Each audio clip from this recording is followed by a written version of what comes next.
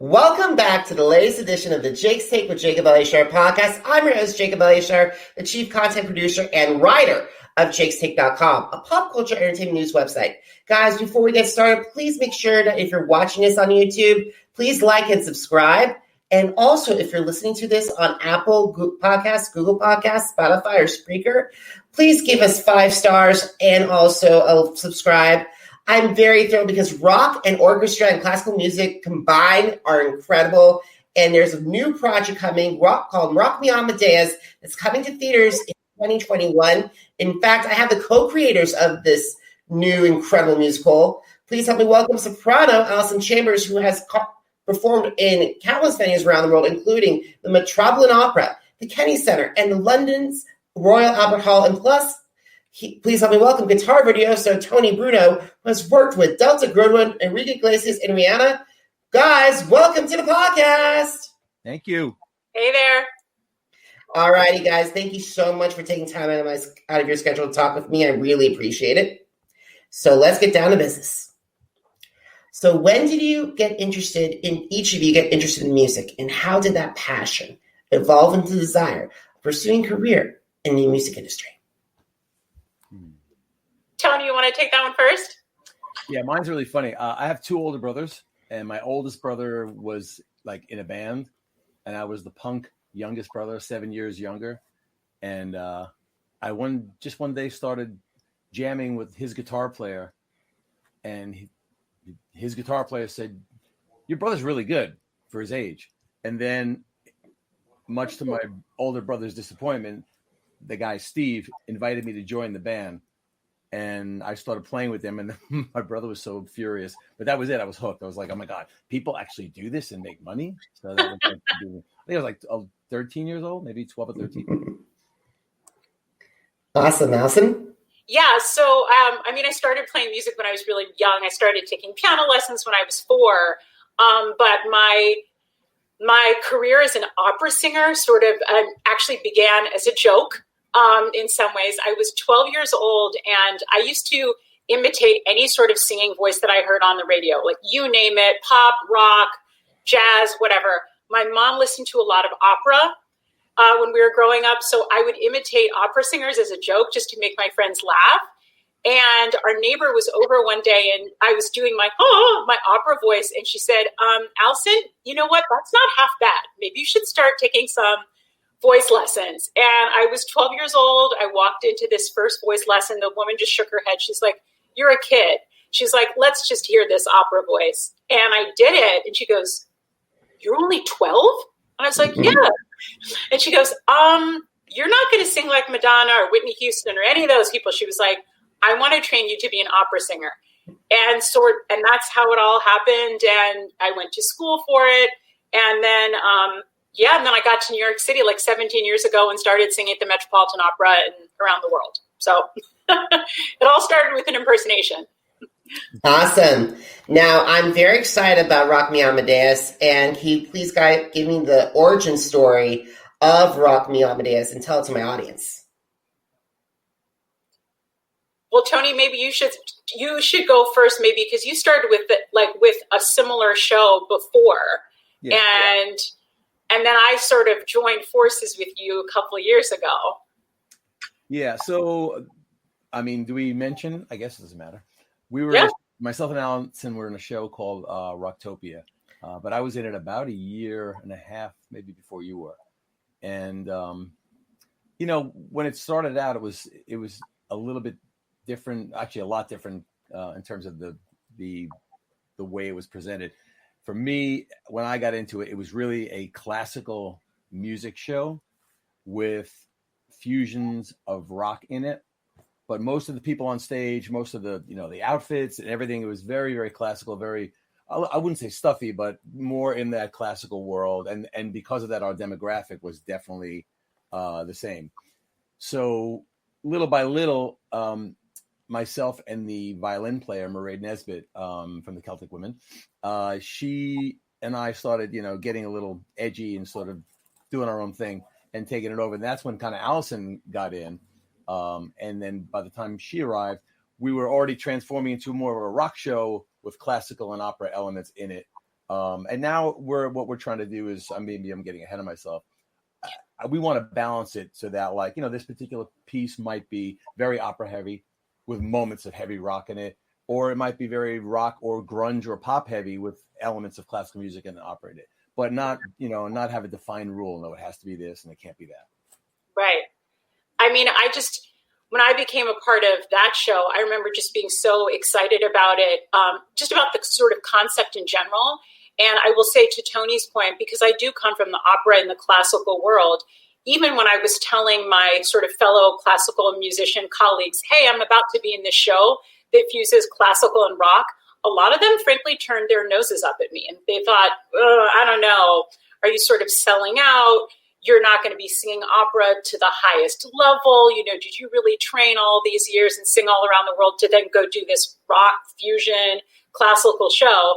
And then here we are now 2 years later. And, we had some success with that show, but Tony and I really sort of put our brains together, and we thought, like what he was saying, we thought, wait, we can make this even edgier, even cooler. We can fuse all different genres. We don't have to limit it to just classic rock. We can put in more pop, grunge, maybe even some hip hop might work its way in there.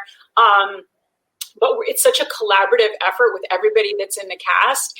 And so the things that we're doing now, it's cool, it's edgy. And the music industry in both, but in classical and non, has changed so much. Yeah. And I think everybody is wanting to do something different, and this breaks the rules, and it challenges people like to hear and think about music in a different way. It's really cool. Yeah, that's incredible. And I'm so glad you brought up Rocktopia, because I was like saying, wait a minute, is this like Rocktopia, but but a spin-off of Rocktopia?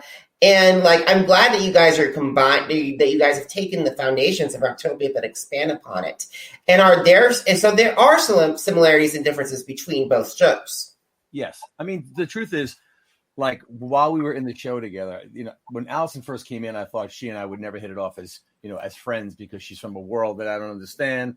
And I mean, just look at her. She walks in all stoic and everything. And like, oh my God, this one, But we ended up becoming really good buds. And then when we started talking about stuff, like anything else, and this is not throwing mud at someone, but you realize what's good and what's bad about something.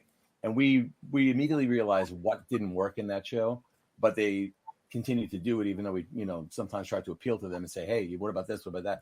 Anyway, so when the time came and we realized we were going to do this, it was clear what we were going to do, more important, what we weren't going to do. Mm-hmm. So that's why it's so easy for us to start moving forward. Yeah. Awesome. So I just want to let you know that on October 9th, the Broadway League suspended ticket sales for Broadway performances through May 30th, 2021. So how has Rock Me Amadeus prepared for Broadway and off-Broadway's reopening? And is there a possibility, if God forbid, and I hope not this happens, but if God forbid the Broadway closure extends, has it hit your minds?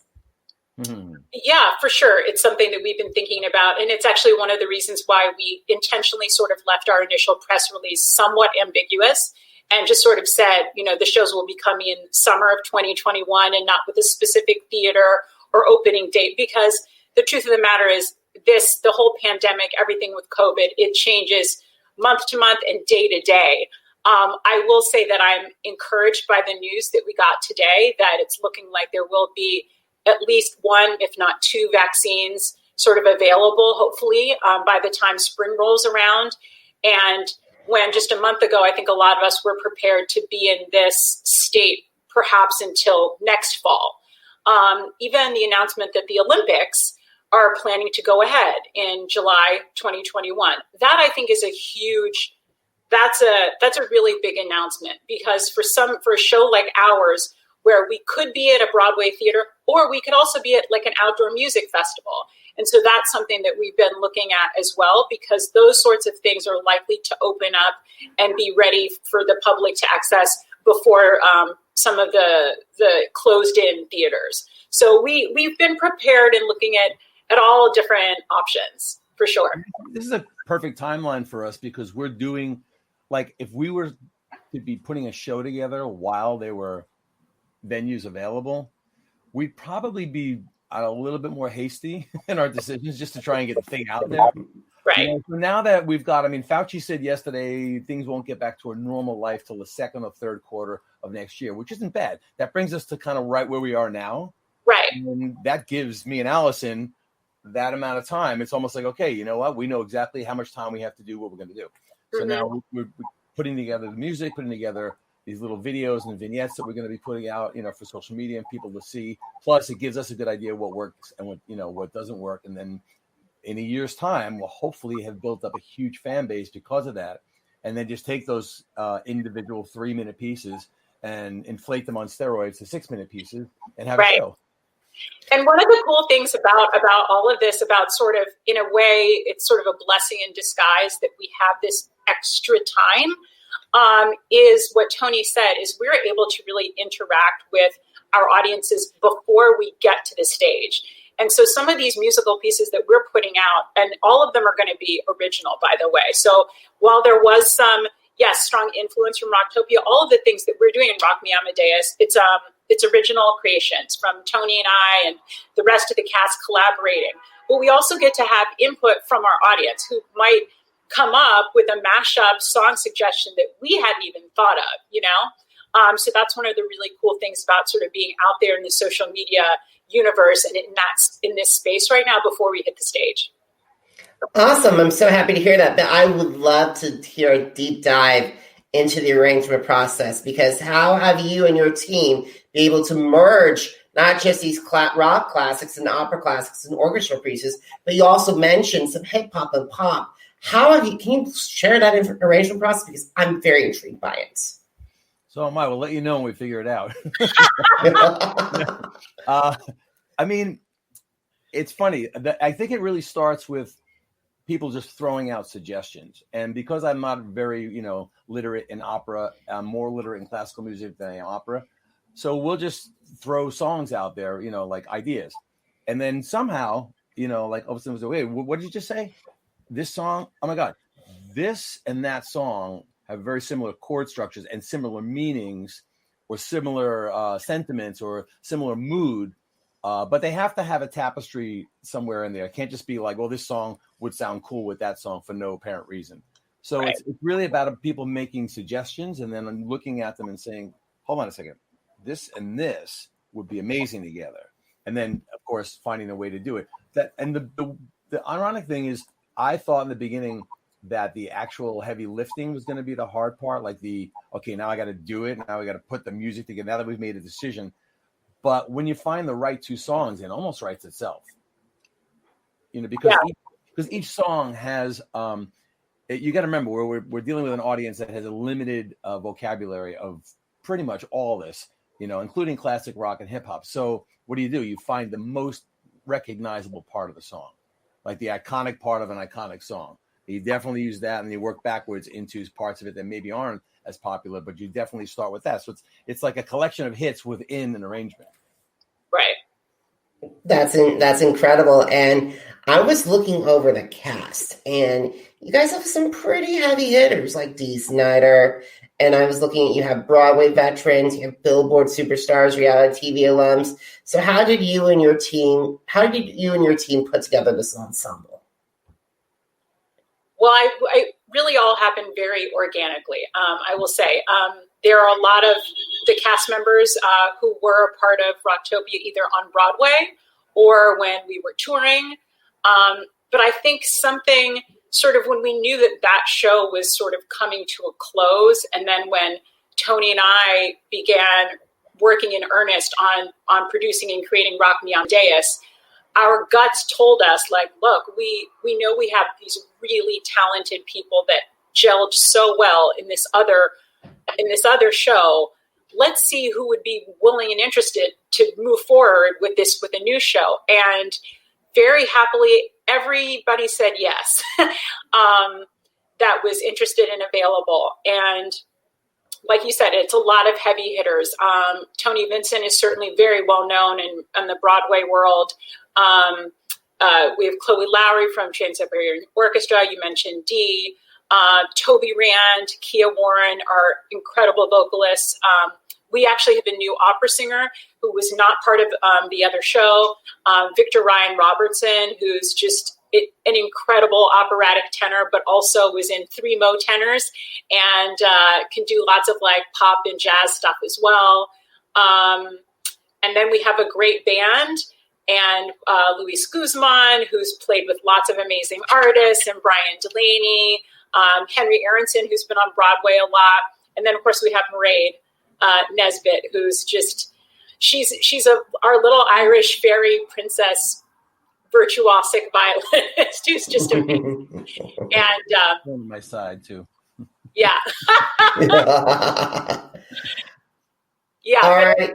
It's a truly all-star cast. I know sometimes a lot of people say that, but this is actually the truth. Like, everybody is a star in their own right, and it's kind of just like this amazing electric energy when everybody comes together. I will say, speaking about arrangements, we have our first music video coming out this week, and the very first time I heard the track, without even having the vocalists on the track yet, I got goosebumps.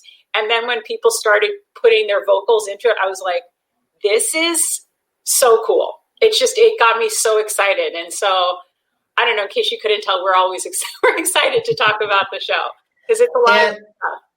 I can sense your excitement and I can sense your enthusiasm. And I was wondering, if you had the opportunity to cast more singers and musicians to join a show for future chapters, like, who are your dream co-stars and how would they enhance Rock Me Amadeus? Ooh, that's a tough one. Well, I will say this. When we did Rocktopia, we did have Pat Monahan from Train, as well as we had Robin Zander from Cheap Trick and Dee, of course. But I will say that Pat, for too many reasons to mention, is such a great fit for this, mostly because he's, consummate professional. He's an amazing singer, but he's also an incredible hang. And that's equally as important to me and Alyson, and actually the whole cast, as your individual talent, because he's such a cut up and he's a great dude.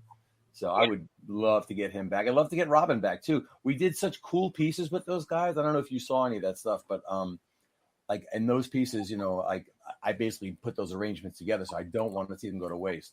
But in terms of new people, God, I mean, there's just too many to mention. Obviously, it would be incredible to have someone that no one would expect to do it in a million years. Like, I used to work with Joan Jett, and I would love to have her do it. She'd be fabulous. Oh, yeah. Oh, wow. Yeah. Yeah. I second those choices. I don't know. I just it's a really tough question. I would be interested to work with anybody sort of very outside the box who they themselves would be excited to be a part of the show because it's so different than anything that they've done, so they'd be just excited to have fun with the show. I think that was maybe one of my favorite parts about working with Dee Snider, for example, was he was so game for whatever we were doing, whether it was rock or classical. And so I remember there was a song we were doing a duet and it's sung in Italian opera. And Dee Snider came out on stage and sang Italian opera with me. Whoa. Yes. And it was just, I think that's another thing about the show that we want to make sure we sort of capitalize on is the unexpected factor, the surprise and wow factor, as well as the nostalgia factor, so it's going to be these familiar songs, but with a twist and wait, did I just hear Dee Snider sing opera? Yes, I did. Wow. That's incredible. Even to the point of we did have one comedic moment in the last show that was around Dee, and we immediately realized we need more of those in the show because people love that, especially in the middle of a fairly long, I wouldn't say it's super long, but it's a long musical experience. It's just like an intermission when something happens that all of a sudden there's a different mood, laughter, and it really has an impact as long as you don't overdo it. But you throw one or two of these in there and it's great. And Dee was definitely the subject of our biggest laugh, not at his expense, but in one of his arrangements last time. Yeah. Awesome. Awesome. So you told me, or earlier you guys told me that you are getting ready to amp up the social media campaign. And how do you hope that it's going to connect with fans and potential showgoers? Well, our whole goal with social media is to let them get to know who we are as a show and get to know the individual cast members and give these hints and flavors of what you can expect to hear and see in the show musically. So, for example, we've taken a lot of time in crafting our first music video, and that we wanted it to not be sort of, a typical music video where we're playing characters or it's completely out of reality. We wanted to show a sense of who we are actually in real life while still representing the song. Tony, and I think I can say what the first single is. It's a mashup of the Police's Roxanne with the habanera from the opera Carmen by Bizet. Ooh, that is a good combination. I cannot wait to listen to that. And so we have a storyline, and it's definitely about, and we decided to split the male part into two vocalists. So we have Toby Rand and Tony Vincent as the lead male vocalist, sort of fighting over the Carmen/Roxanne character, who's myself. And so we don't want to take it too far into the abstract. So there are elements you're going to see who Tony Vincent is in this video. You're going to get a sense of who Toby Rand is, who Alyson Cambridge is, while at the same time still giving you a cool visual music video experience and, of course, getting to know the song. Awesome. Yeah. Awesome. So I have two more questions. So why should my audience look forward to Rock Me Amadeus? It's going to be let's put it this way. When you see it live, it's going to be probably your best night out. But even what we're putting out now, our videos, which are going to be on the short side, which is great for two reasons. Number one, we can't really get too long in social media because people have an attention span, a flash cube, so they just go to the next thing. But when they do fall in love with it, they're going to see the bigger version of it. But in terms of why they should see it, because it's going to embody all the stuff music they've ever grown up with, plus expose them to music they kind of know, but never really, got a chance to become really close to. And now we're going to be giving them a reason to come close to it because it's going to be in the middle of something that they've loved for years. And oh my God, I had no idea this song was so much like that song in terms of the meaning of it and stuff like that. So I think they'll get an education as well as go home with a giant smile on their face. Yeah, the Rock Me Amadeus, it is, I've said this before, I've called it orgasms for your ear. And it really, it's one, oh my gosh, and chills moment, sort of one after the next. And it just makes you feel good. And I feel like that is exactly what this world needs right now, is a show that is just going to make you feel good and just feel different emotions. And this show definitely does that. With all these musical components. And like I said before, the performances, everybody is just so incredible and so dedicated to what they're doing. And then, yes, you'll see them in videos, but then to see the show live on stage, it's going to be really exciting. And I can't wait for fans to see it. Awesome. So guys, now that my audience is familiar with Rock Me Amadeus, where can they connect with you so they can follow your updates? You can find us on social media on Instagram at Rock Me Amadeus Live. Our handle is the same on Facebook as well, Rock Me Amadeus Live. And our website is www.rockmeamadeuslive.com. Wonderful, wonderful. So guys, to download more episodes of the Jake's Take with Jacob Elyachar podcast, head to Apple Podcasts, Google Podcasts, Spotify, and Spreaker. Just type in Jake's Take and then just type in Jacob Elyachar, JACOBELYACHAR. Once again, Jacob Elyachar, JACOBELYACHAR, and then add podcast to it. I've had some incredible interviews this year. I've had some Big Brother royalty. I've had some American Idol. I had America's Got Talent winner, Brandon Leak. I had Christina Ray. I had so many incredible voices and even some comedians too, like Vicky Barberlock as well. So you guys can check out those episodes. And also, are you on social media? Because I'm on social media too. Head to Facebook, Instagram, Twitter, and YouTube. And once again, type in Jacob Elyachar, Jacob Elyachar. Once again, Jacob Elyachar, Jacob Elyachar.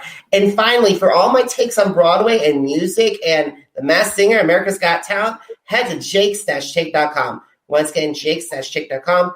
Alyson and Tony, Rock Me Amadeus. I am so freaking excited for it. Mm-hmm. Thank you. Thank you, Jacob.